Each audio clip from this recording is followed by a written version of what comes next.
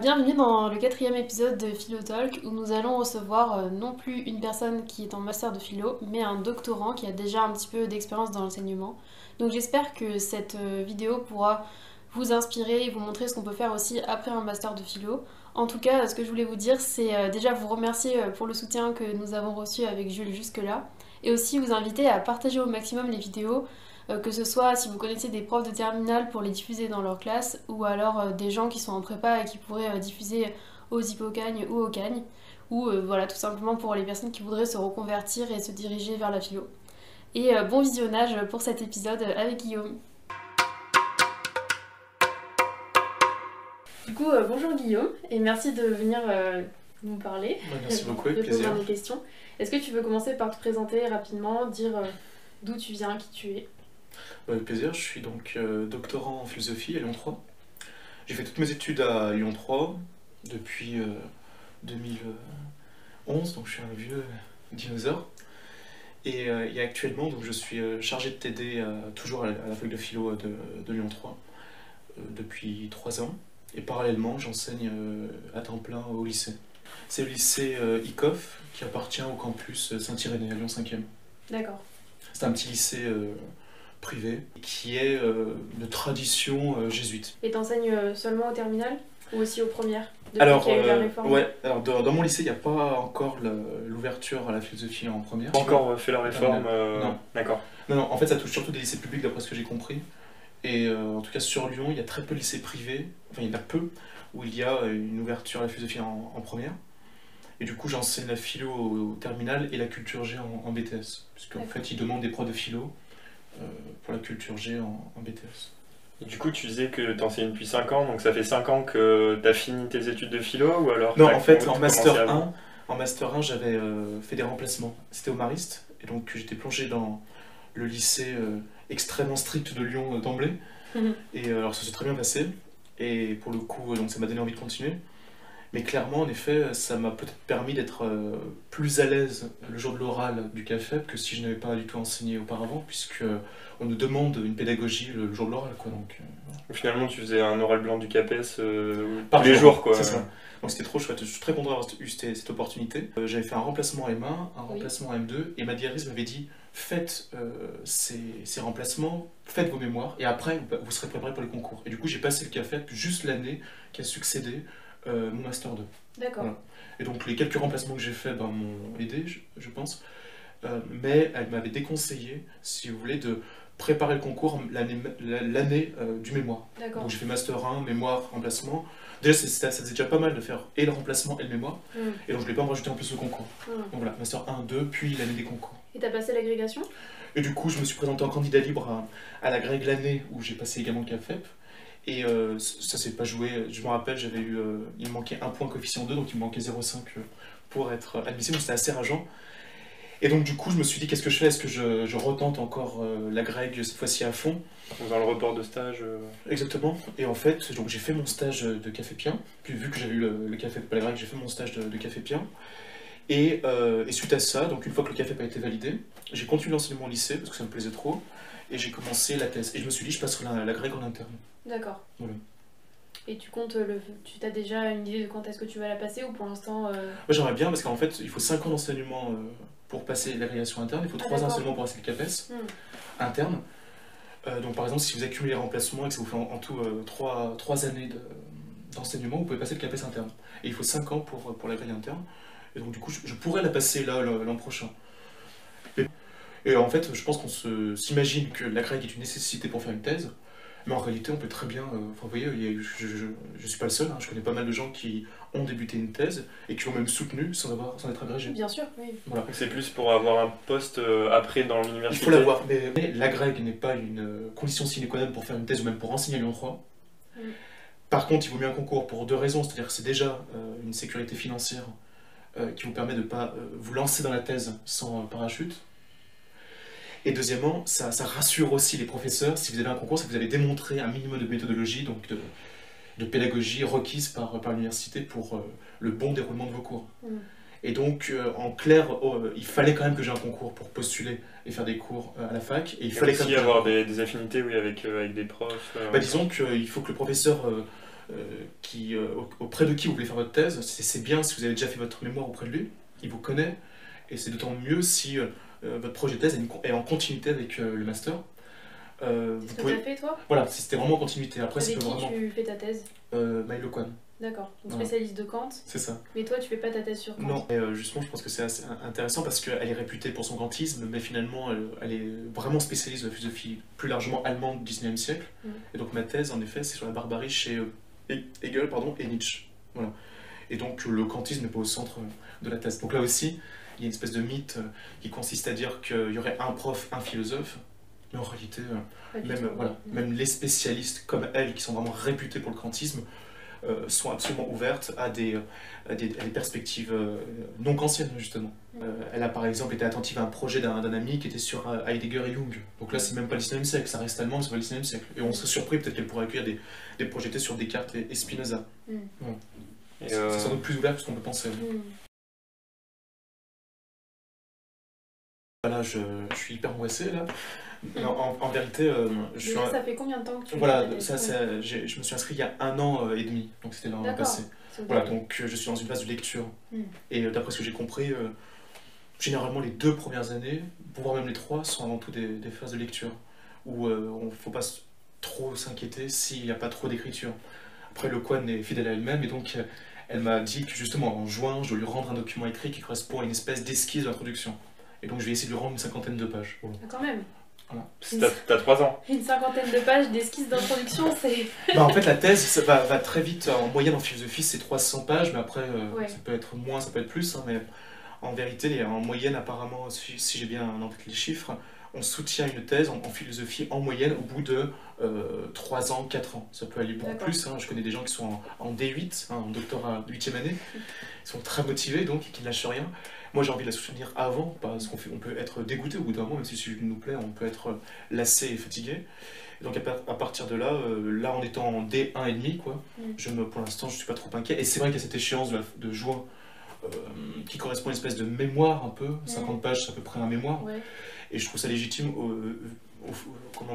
en considérant que à la fin, il faudra quand même que ce soit un ouvrage finalement, puisque l'idée c'est d'espérer publier la thèse. Voilà.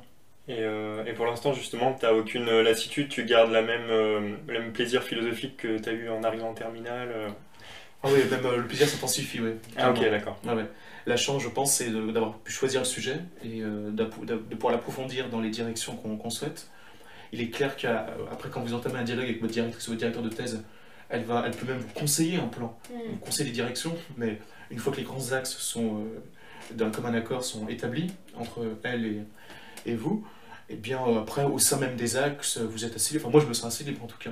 Et comment t'en es arrivé du coup à ce sujet? T'as dit que t'avais fait tes mémoires successifs un peu sur ça? Oui, c'était le mémoire de Master 1 portait sur la critique hegelienne de la belle âme, du romantisme, et de la figure de la belle âme particulièrement, qui désigne chez Hegel l'attitude romantique par excellence, notamment de la poésie romantique d'un Novalis ou d'un Hölderlin, ou encore la philosophie romantique d'un Jacobi ou d'un Schleiermacher. Et à partir de ce rapport entre Hegel et le romantisme, eh bien, en M2, je me suis axé sur le concept d'irrationnel, qui avait l'air tant d'énerver Hegel, puisqu'il critiquait justement ces philosophes irrationnels, qui sont les philosophes romantiques. Oui, qui se revendiquent avec le génie. Voilà, c'est ça, l'inspiration surnaturelle, divine presque. Et il est acerbe, il est même très souvent injuste, et c'est ça qui m'intéresse, c'est que c'est souvent, je pense, dans leurs injustices que les philosophes sont les plus féconds, qui proposent une philosophie réellement novatrice, quoi. Est-ce qu'il y avait quelque chose d'irrationnel dans la critique de Hegel sur l'irrationalité? Ah oui, non, mais complètement, il y a quelque chose de passionné, justement. Et il perçoit trop qu'en fait, il essaie tout bêtement de rompre avec son propre romantisme, que voilà, il y a une espèce de lecture freudienne de balle qu'on pourrait faire, et qui, je pense, n'est pas totalement illégitime, complètement. Et à partir de là, en M2, c'était le concept du monde irrationnel dans sa philosophie de l'histoire. C'est-à-dire dans quelle mesure, finalement, en fait, ça part de la fameuse phrase « rien de grand ne se fait sans passion ». C'est dans quelle mesure la passion du grand homme, de l'individualité géniale, est-elle un moteur de l'histoire et peut-elle être un vecteur de liberté. C'est pour retrouver en fait dans l'hégélianisme justement une part d'irrationnel. Oui, le contraire de ce qui est étudié d'habitude. C'est ça, et en fait en m'apercevant en travaillant le fait que à travers mon mémoire de M1, il y avait certes une opposition entre l'hégélianisme et le romantisme, en approfondissant ce sujet, je me rends compte que il y a toute une part d'irrationalité au cœur même de l'hegelianisme, et notamment de sa philosophie de l'histoire. Et donc la thèse, en fait, c'est plus largement barbarie et irrationalité, non pas que dans la philosophie de l'histoire hegelienne, mais dans toute sa philosophie, et dans celle de Nietzsche. Voilà. Mais alors quel est le lien avec la barbarie parce que là tu nous as plutôt parlé du romantisme, donc pourquoi barbarie? La barbarie de l'esprit, ça va être la barbarie de certaines de nos facultés de connaître. La barbarie de l'intuition, par exemple, la barbarie de l'entendement. Tout un tas de facultés qui peuvent être source de connaissances, mais qui peuvent encore être incapables de saisir le réel dans toute sa complexité. Et qui vont, par exemple, une barbarie de l'intuition, ça va être prétendre avoir une intuition de l'absolu. C'est encore une démarche romantique dans la phénoménologie de l'esprit. Donc c'est comme une faiblesse. Chez lui, une approche seulement intuitive est insuffisante, elle est irrationnelle, elle est romantique parce qu'elle n'en passe pas par la médiation du logos, elle n'en passe pas par la médiation de la Vernunft, de la raison en allemand. Pour approcher de manière intuitive l'absolu, approcher les principes avec le cœur.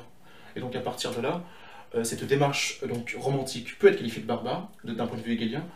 Il y a également une démarche kantienne qui qualifie de barbare, une démarche cartésienne qui qualifie de barbare aussi. Ou par exemple, sur Descartes, c'est l'entendement, c'est aussi les différentes figures de la conscience. Pour la phénoménologie de l'esprit, il dit qu'au début, la première étape c'est l'entendement, et justement il critique... C'est cette barbarie de l'entendement. Et donc c'est essayer de lire finalement, de comprendre en fait le positionnement hegelien, de comprendre que lui-même n'échappe pas à une forme d'irrationalité. Dans sa philosophie de l'histoire, c'était le propos du M2. Dans toute sa philosophie, c'est le propos de ma thèse. Et comment je relie ça à la barbarie? Eh bien, parce que l'irrationnel est le visage de la barbarie, justement. L'irrationalité comme visage de la barbarie. Mais toi, tu as montré que Hegel, il avait un peu d'irrationnel, donc il a aussi un peu de barbarie. Oui, c'est ça, bien sûr. Ah, d'accord. Et c'est même une rage, en fait. Hegel je parle lui-même. Oui, c'est ça. C'est un barbare romantique. Mais disons qu'en fait, c'est essayer de voir qu'il y a une... comment dire? Ce serait déplorable, ce serait insatisfaisant, en tout cas de mon point de vue, d'opposer... une raison à une déraison, ou encore le camp du bien au camp du mal, le camp de l'irrationalité qui serait le camp du mal au camp de la raison qui serait le camp de la vertu. En réalité, il y a en effet une barbarie, une rage spirituelle, comme je dis dans la thèse, il y a une rage spirituelle, une fureur de la raison, une vitalité dévorante de la raison, qui l'oppose à d'autres visages de la barbarie. En réponse à différents visages de la violence, il oppose une rigidité, une dureté qui peut prendre un visage monstrueux. Et donc c'est jouer la carte du système contre d'autres systèmes. Mais ce n'est pas jouer l'antisystème contre le systématisme. Et en fait, c'est essayer donc de rejouer le pari d'une philosophie systématique, parce que la mode est plutôt au fragment, à l'aphorisme, depuis Suran, depuis Nietzsche justement, et j'essaie de m'interroger sur quel visage emprunte la barbarie chez Nietzsche et chez Hegel. On dresse souvent une opposition frontale entre Nietzsche et Hegel à travers l'histoire de la philosophie. L'antisystématisme du côté de Nietzsche, la culture du fragment et de l'aphorisme d'un côté, la culture du système de l'autre, et donc l'anti-fragment, l'anti-aphorisme de l'autre chez Hegel. En réalité, il y a un systématisme nietzschéen, et puis il y a une culture de l'aphorisme aussi chez Hegel. Mais je ne comprends pas contre quoi il lutte. C'est quoi cette barbarie concrètement, à part les romantiques, ils sont pas très dangereux, mais où est le danger? D'abord, c'est une démarche que le danger est d'abord intellectuel, et il va prendre la forme des démarches d'entendement, qui l'oppose aux démarches rationnelles. Une démarche d'entendement, c'est une démarche qui va dresser des oppositions frontales entre les concepts. C'est ce qu'il appelle la démarche d'entendement abstrait. Et c'est une démarche, par exemple, kantienne. Il essaye d'envisager la dialectique, justement, comme moteur et comme arme contre une barbarie intellectuelle, kantienne, cartésienne. Et c'est un peu joué, finalement, dans une veine un peu pinchardienne, je me réclame beaucoup de Bruno Pinchard, la carte d'un Occident anti-cartésien contre la carte d'un Occident profondément d'obédience cartésienne.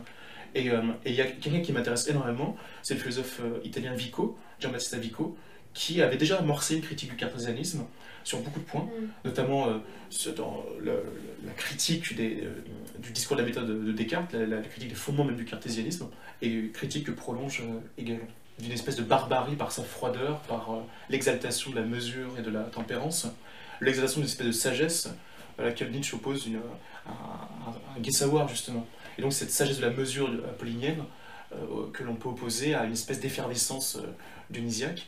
Le dionysium, en fait, peut être le visage d'une rage, d'une vitalité, justement, dévorante, qui n'est pas inconnue à Hegel. Et c'est bien qu'on en parle, c'est très chouette, parce que c'est un peu au cœur de ma thèse, donc c'est parfait. Il faut bien se rappeler que Hegel dit quand même que le vrai, la vérité, prend le visage d'un délire d'Achik. D'accord. Et malgré toutes ces critiques que tu peux faire à Hegel, genre philosophe de l'irrationnel alors que l'habitude c'est le champ du rationalisme. Est-ce que tu restes malgré tout très hegelien ou Ah mais complètement, en fait c'est même pas tant des... C'est plutôt une relecture de l'hégélianisme, mais qui n'est pas... Et tu penses que lui, il l'accepterait bien sûr, c'est-à-dire qu'en fait, la lecture que j'ébauche n'est pas du tout inédite au point où je serais le premier à... Voilà. En fait, elle est dans la droite ligne d'une certaine lecture de l'hégélianisme qui part de Catherine Malabou, qui a un ouvrage qui s'appelle La plasticité de l'esprit. Et ensuite, c'est très inspiré des travaux de Claire Pagès, qui est une maître de conférence là, actuellement à Tours, et qui a fait un ouvrage remarquable qui s'appelle Hegel et Freud, Les intermittences du sens. Et en fait, c'est un ouvrage qui interroge la puissance du concept d'inconscient chez Hegel. Voilà. Et donc, toute une part d'irrationalité dans le système, une part assumée donc.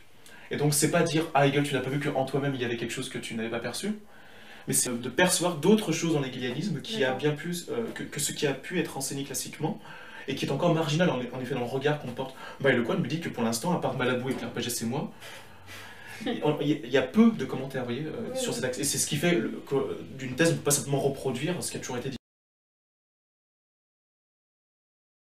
Hegel, il influence tout le monde. Souvent, on entend un hégélisme de droite, un hégélisme de gauche. Cette lecture-là, justement, de Hegel irrationnel, elle se positionnerait où Alors, c'est sûr qu'elle n'est pas... elle n'est pas forcément politique, peut-être. En effet. C'est encore une autre lecture que les lectures politiques. C'est ça, c'est vrai que... Au premier abord, elle n'est pas hégélienne de gauche parce qu'elle n'est pas forcément d'obédience marxiste. Elle n'est pas non plus hégélienne de droite parce que si hégélien de droite signifie être conforme à la lettre et à l'esprit des premiers commentateurs qui ont tenu justement à lire Hegel comme le rationalisme opposé au marxisme un peu. Du coup, elle n'est pas non plus hégélienne de droite. C'est vraiment en fait au-delà d'une espèce de séparation droite-gauche. Psychologique.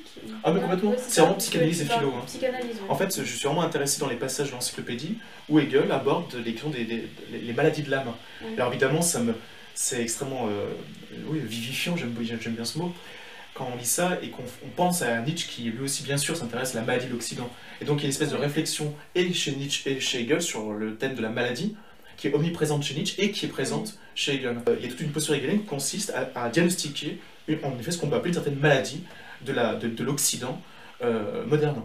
Et en un mot, quelle est la maladie de l'Occident moderne? Et de manière très nietzschéenne avant l'heure, il explique que c'est l'effondrement du citoyen au profit du bourgeois en fait. Il y a toute une critique du capital et des ravages provoqués par le capitalisme par Hegel. Une philosophie qui n'a pas une patte littéraire ne m'intéresse pas vraiment. Et j'étais heureux de découvrir chez Hegel des pages qui sont très très belles. Et justement avec un style très romantique, parfois ça qui est assez chouette. Évidemment, Nietzsche est l'exemple même du poète, philosophe, musicien. Il est à peu près tout d'ailleurs. Voilà. Oui, parce que justement, il y a toute une partie de la philosophie, notamment au XXe siècle, qui a cherché à s'éloigner de cette... C'est un désastre. Ça fait très réac et en effet, comme posture, ça fait peut-être très classique, mais j'assume cette volonté de préserver une réflexion philosophique sur la littérature, mais aussi une approche littéraire de la philosophie, c'est-à-dire essayer de voir les essoufflements d'un système, le déclin d'un système, de ne pas oublier la portée d'une vie sur une œuvre, et de ne pas oublier le lien entre la chair du philosophe et puis ses écrits, et de réfléchir sur, en effet, sa portée pas simplement philosophique, mais culturelle. Enfin, la philosophie me donne l'opportunité non pas de mieux comprendre le monde, mais d'avoir plus conscience de ce qu'il faudrait préserver. En termes de ressources conceptuelles et culturelles. Et j'ai jamais aussi bien été attentif à la peinture hollandaise que grâce à Hegel, jamais été aussi bien attentif à la poésie allemande que grâce à Nietzsche. Enfin, et la philosophie, je la vois vraiment comme une espèce de... En effet, pas comme une finalité, mais comme une passerelle vers la musique notamment. Comme si elle permettait de mieux apprécier d'autres formes d'art. Mieux apprécier, me comprendre, me saisir, mieux jouir de ces autres formes artistiques. Pourquoi la musique alors? Nietzsche parle incroyablement bien de Bizet, je trouve. Voilà. Et puis même, quand il parle de Wagner, ça ne peut que donner l'envie de se positionner par rapport à Wagner, tellement qu'il en fait l'éloge, puis après qu'il s'en détourne et qu'il rompe avec Wagner. Dans les considérations actuelles, il consacre un article à Wagner, considération sur Richard Wagner. Il explique qu'il était très enthousiaste de sa jeunesse, mais en fait qu'il ne parvenait plus à supporter physiquement la lourdeur sublime de Wagner, qui l'épuisait, et qu'il a préféré la légèreté du bel canto d'un Rossini ou la légèreté d'un Bizet, justement. Et toi alors, t'aimes bien Wagner ou pas? Ah, je suis amoureux de Wagner, mais... Tu supportes? Je supporte pour l'instant. Pourquoi t'as choisi d'aller dans le privé? C'est parce qu'en effet, toute la démarche de discipline n'est pas à faire. Et donc j'ai pu vraiment enseigner dès les premiers jours. et j'étais en M1, mais je n'ai pas eu l'expérience qu'ont pu avoir certains collègues à moi qui étaient dans le public. Là, encore 5-10 ans peut-être dans le privé, ça m'a vraiment permis de me consacrer à la thèse, de ne pas être angoissé. Quand je sors du lycée, je pensais à autre chose, de ne pas être pris et épuisé, de ne pas être dégoûté avant l'heure. Ouais. Voilà. Est-ce que tu penses que maintenant que tu as un peu d'expérience, tu pourrais aller dans le public et parler à des populations qui sont peut-être moins favorisées? Ah mais complètement, je suis très heureux d'enseigner et j'ai pas du tout de problème de discipline. Et si j'avais été face à des élèves très difficiles, en M1, c'est pas facile de se faire respecter. Donc tu penses que... Et donc ce qui m'a aidé, c'est en effet le cadre paisible des élèves que j'avais en face de moi. J'aurais été dans des quartiers plus difficiles, ou même en centre-ville, mais dans des lycées plus difficiles du centre-ville, eh bien ça aurait pas été évident. Là, ça a été une chance. J'ai eu la volonté de me préserver. En me disant, eh bien, tu iras au charbon, mais à 40-50 ans. Parce que l'éducation nationale a tendance à envoyer dans les zones prioritaires des enseignants très jeunes, en pensant peut-être que leur fougue et leur jeunesse vont les aider. Est-ce que toi, du coup, tu serais plutôt d'avis que c'est les profs les plus expérimentés qui devraient en fait y aller? Il y a quelques années, il y a eu des directives qui demandaient aux professeurs expérimentés de postuler et qui avaient même nommé les professeurs expérimentés dans des lycées difficiles. Et à nouveau, ce sont plutôt les jeunes professeurs qui, maintenant, depuis 2-3 ans, sont appelés, notamment les capétiens. Est-ce que c'est possible, quand on est thésard, de seulement enseigner en tant que chargé de TD, mais pas du tout en terminale? Oui, bien sûr. Alors, dans ce cas-là, il y a une problématique très simple, c'est financière. Essayer, par exemple, de décrocher le contrat doctoral. D'accord. Voilà. Et une fois qu'on a passé le CAPES ou le CAFEP, est-ce qu'on est obligé d'enseigner tout de suite en terminale? Ou alors on peut laisser passer le temps de la thèse? Alors en fait, vous pouvez faire un report d'1 an une fois que vous avez le CAFEP ou le CAPES. Alors vous avez droit à un report de 3 ans après l'agrég. Donc du coup, une fois que vous êtes agrégé, vous pouvez très bien décider, report de stage de 3 ans, je me lance dans la thèse, et là, il faut espérer un contrat doctoral pour avoir une rémunération, parce que bien sûr, vous n'êtes pas rémunéré pendant les 3 ans. Pendant les 3 ans. En fait, tu espères décrocher un poste de maître de conf rapidement. Dans une fac. Voilà. D'accord. Mais il ne faut pas se voiler la face. C'est compliqué. Il y a un poste de maître de conf par an dans toute l'académie, et donc beaucoup de thésards, une fois qu'ils soutiennent leur thèse, vont au lycée. Et après, ils doivent raccrocher avec la fac. Voilà. Et donc c'est sûr qu'ils auront plus de chances de raccrocher avec la fac s'ils ont déjà eu un poste à la fac en tant que chargé de TD. Et c'est ce que tu voudrais faire? Oui, c'est ça. Mais moi, j'aime tellement ce que je fais au lycée que j'aimerais bien cumuler les deux. D'accord. Voilà, quelques heures à la fac, quelques heures au lycée. Ah, c'est possible. Il y a beaucoup de profs qui font ça. C'est ce que je fais, et c'est possible de continuer comme ça. Vous avez un temps plein au lycée, c'est 18h ou 15h si vous êtes agrégé, et vous avez quelques heures à la fac.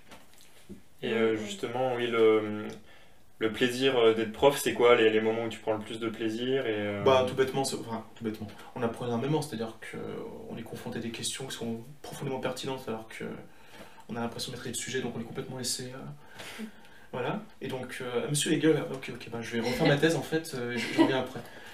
Et c'est surtout que les élèves, quand ils sont heureux de vous voir arriver en classe, c'est génial, quoi. Puis on se rend compte aussi qu'ils sont vachement parfois plus lucides que ce qu'on voudrait bien croire d'eux. Voilà. Ils ont une distance, par exemple, assez réflexive et réfléchie sur les réseaux sociaux, sur Internet. Ils ont une distance assez intéressante vis-à-vis du contexte, en fait, économique et social. Est-ce que vous abordez ces genres de questions en cours? J'essaie de faire Platon et Daft Punk, Aristote. C'est essayer vraiment de mêler culture, pop culture, références actuelles et de montrer l'acuité des philosophes. Je suis pas là pour faire sur la philosophie en leur disant alors Descartes a écrit ça pour Descartes ou Hegel pour Hegel. D'accord. C'est essayer de voir, je pense que c'est comme ça qu'on peut essayer de les accrocher, dans quelle mesure en fait c'est vraiment un travail de transmission et de compréhension du monde en leur expliquant que les philosophes sont des outils qui nous permettent de travailler le monde et si je vous en parle c'est parce qu'il peut avoir une pertinence. Je leur dis clairement, là je vais vous parler de quelqu'un, il s'appelle Platon, il me semble qu'il est pertinent pour aujourd'hui. Et ah ouais, mais en quoi il est trop vieux? Vous allez voir s'il est trop vieux. Par exemple, je leur dis, vous voyez, Hegel, c'est quelqu'un qui nous alerte sur votre embourgeoisement à venir. C'est quelqu'un qui va nous parler de la citoyenneté, mais pas dans une démarche républicaine, mais qui nous interpelle justement sur les failles d'une démocratie. Et Hegel rejoint Tocqueville, en fait. Il y a une espèce de critique hegelienne de la démocratie, ou plutôt, justement, il nous dirait, de critique de ces républiques oligarchiques. Parce que, voilà. Et je crois qu'il y a une activité hegelienne non seulement parce que d'un point de vue littéraire, mais aussi d'un point de vue politique. Hegel, à la manière de Tocqueville, ébauche une critique, je vous l'avais dit, du capitalisme. C'est pas du tout un capitaliste. Ébauche une critique du matérialisme moderne et de l'individualisme contemporain. Il ébauche une critique de l'oligarchie. Et là où il rejoint Nietzsche et Tocqueville, c'est que, en effet, ils ébauchent tous les trois une critique des travers de la démocratie, comme régime, de la démagogie, tout ça, quoi. D'accord. Voilà. Et justement, par rapport à tes élèves de terminale, Est-ce que toi, en terminale, il y avait une œuvre philosophique en particulier qui t'a amené à l'amour de la philo et que tu leur en parles justement? Oui, moi c'était les lettres, c'était une édition allégée, hein, c'était pas toutes les lettres à Lucilius, mais c'était une édition allégée des lettres à Lucilius de Sénèque, où tout simplement, c'était sa réflexion sur le nécessaire et le superflu. Et en fait, lu, je me rappelle, je ne parle pas de moi-même, et je ne prétends pas me présenter comme l'homme de la vertu, mais je crois avoir de mes diverses expériences retenu ce à quoi je n'ai pas pu échapper, mais vous pourriez échapper à ce à quoi je n'ai pas pu échapper. Et donc, comme si c'était lui l'homme blessé et que nous pouvions encore avoir une espèce de pansement, mais qu'il avait été trop faible pour mettre le pansement. Et beaucoup d'humilité. Oui, c'est ça, je trouve vraiment. Mais c'est quelqu'un qui avait conscience en fait de sa pourriture intérieure et qui ne prétendait pas donc nous faire la bonne leçon, mais qui disait simplement, en fait, j'ai été trop fait pour avoir conscience de ceci, pour changer ceci en moi. Ça se trouve, tout n'est pas perdu. Et c'est exactement la phrase que Nietzsche répète tout le temps, tout n'est pas perdu, tout n'est pas perdu, tout n'est pas perdu. Et je crois que c'est le message qu'il veut faire passer à Lucilius, c'est que ce que je ne suis pas arrivé à faire, va savoir, tu pourrais peut-être arriver à le faire. En fait, j'ai aimé à lire tardivement, j'ai essayé de lire jusqu'à début de la terminale, j'ai vraiment aimé à lire à la fac, tardivement. Je parle pour la littérature, hein. Mais la poésie aussi c'est tardif. Aujourd'hui c'est vraiment une passion qui est première chez moi. Ah oui. Et avec des amis on co-dirige une revue de poésie qui s'appelle L'Écharde. Et on essaie justement de proposer divers types d'écriture poétique, et si possible avec des enjeux philosophiques. Et en effet, c'est dans la démarche, dans le souci d'approfondir ce lien entre philosophie et littérature, je ne cesse de vivre pour l'écriture de la poésie, et avec des amis on s'engage beaucoup dans le monde de l'édition. On est très content parce qu'on a reçu le prix de la revue 2020 en poésie, et ça nous a donné envie de continuer. Ouais. On voulait que ce soit une revue qui... Là, aujourd'hui par exemple, on a quelques numéros à Gibert ou à De Citre et qui ont la gentillesse de nous accueillir. Et on voulait vraiment que ce soit à la fois venant de milieux divers et pour des milieux divers. On ne prétend pas du tout rendre la poésie accessible à tout le monde, parce que c'est évident que ça ne touche pas tout le monde, et puis heureusement d'ailleurs, ce serait bizarre. Mais je pense qu'il y a toujours une poésie en particulier qui peut toucher quelqu'un. Et on essaie donc de varier les formes d'expression artistique et poétique. Et ça te prend pas trop de temps du coup? Moi j'essaie, de temps que j'ai l'énergie, ouais, j'adore ça, c'est une espèce de drogue, hein, c'est sûr. Oui. Surtout le pire, ça devait être pendant ton M1, c'était pas trop dur de faire prof Oh, comme ça me passionne, j'avoue que je compte pas les heures. C'est vrai que les journées sont trop courtes, mais ça c'est sûr. Mais du coup, ah oui, il y a un truc qui est en pause là, le cercle philosophique d'Ainay, pardon, du nom du quartier d'Ainay, voilà, à Lyon 2. Et à Lyon 2e arrondissement, pas Lyon 2. Et ce cercle philosophique d'Ainay est né, c'est pas moi qui l'ai du tout fondé, hein, a été fondé par notamment un très bon ami à moi, Xavier de Courville, et d'autres amis à lui. Et en fait, ils n'ont pas pu continuer l'affaire, mais on espère que ça va reprendre quand tout le monde sera un peu plus tranquille. Voilà. Et c'était en effet des cycles de conférences donnés par des étudiants pour tous ceux qui voulaient. Par contre, avec des amis, donc on a fondé un séminaire sur la philosophie allemande, qui là est en pleine activité parce qu'on fait les conférences en distanciel. Et donc on essaie, à raison de 2 fois par mois, de recevoir soit un doctorant, soit un docteur, soit un spécialiste, maître de conf, professeur d'université, qui va nous faire une petite causerie pendant une demi-heure ou une heure sur un thème. Et ça se passe bien Ça se passe super bien, lié à la poésie, la philosophie allemande. C'est vrai que c'est très romantisme allemand, idéalisme allemand, nietzschéisme, c'est très cette veine-là qui me passionne. Et à travers ce séminaire, on essaye d'engranger en fait des connaissances sur ce qui se fait en ce moment. Et ça m'aide beaucoup pour la thèse, parce que du coup, quand le spécialiste vous fait un résumé de ces derniers articles, c'est parfait. Parce que la thèse avance peu, mais en vrai, il ne faut pas non plus trop de pression. Même j'ai 4 articles qui vont sortir d'ici fin 2021. C'est des articles qui vont être publiés chez les presses universitaires de la Sorbonne et chez Kimé. C'est des articles justement sur Nietzsche, Hegel et aussi sur la poésie. J'aime beaucoup continuer toujours voilà. J'avais sorti un article sur Pierre Réverdy, enfin l'éloge du féminin chez Pierre Réverdy. Et puis là, ça sera un article sur le voyage chez Nietzsche et Khalil Gibran. Je pense qu'à 30 ans, j'espère que j'aurai fini ma thèse et que je postulerai pour la maîtrise de conf. Moi, je me projette pas très très loin, oui. Mais je me dis que c'est pas impossible. 45 ans, j'en ai marre. Quelque chose, complètement autre chose. Autre chose que la philo? Ça sera toujours lié un peu à la philo, mais je sais pas, libraire. Okay. Oui, ça a un rapport avec tes passions. Ouais. Bah, merci beaucoup d'avoir répondu à mes questions, et j'espère pour toi que tout se passera bien pour tous tes projets que tu es en train de mener. J'ai envie de lire Hegel maintenant. Bon bah c'est chouette. Au revoir et merci d'avoir été avec nous. Merci beaucoup. Au revoir. Au revoir.